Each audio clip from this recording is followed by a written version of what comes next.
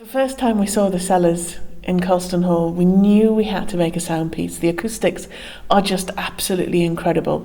So then we started looking at kind of, well, what are we going to do?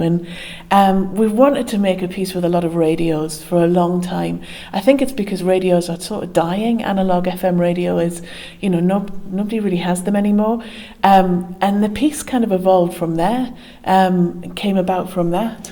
I think the thing that really appeals to us about FM radio, and particularly just any form of analogue technology, is that you get mistakes, you get the in-between spaces, and as the world becomes increasingly more digital, we kind of lose all of that kind of happenstance that you get. Between two stations, you might tune into something that is not quite one thing and not quite something else, but it's interesting in its own right. It's so much more interesting than just pressing the DAB button and hopping to the channel you want to listen to. Yeah, digital's too clean. It doesn't fail. It's not interesting.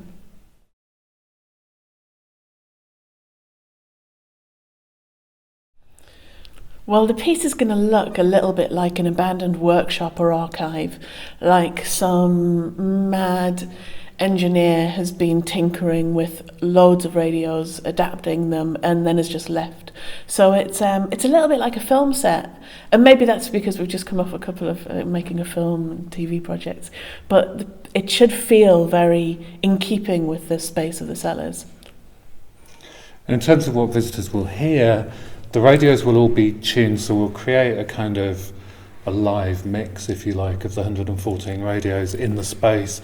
A number of them will be tuned to separate vocal channels, so we'll have a number of vocalists who are recording for us a version of the Roman Catholic Requiem Mass.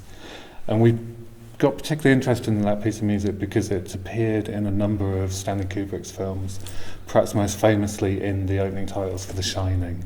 And it has such a kind of overwhelming cinematic presence, such an overwhelming sense of something about to happen.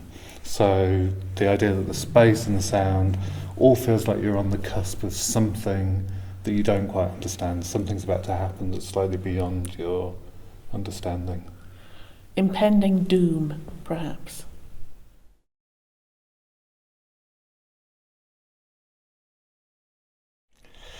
The 114 came about because we were originally talking about, how many radios should we have, and 100 felt like a significant number. Anything less than that felt a little bit like we weren't really trying hard enough. So we kind of felt we had to have 100.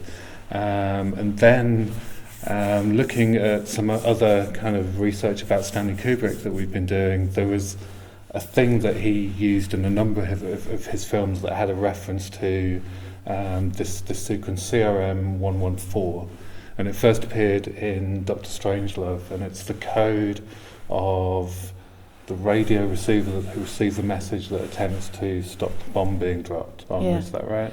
But then it's been referenced in other Kubrick films.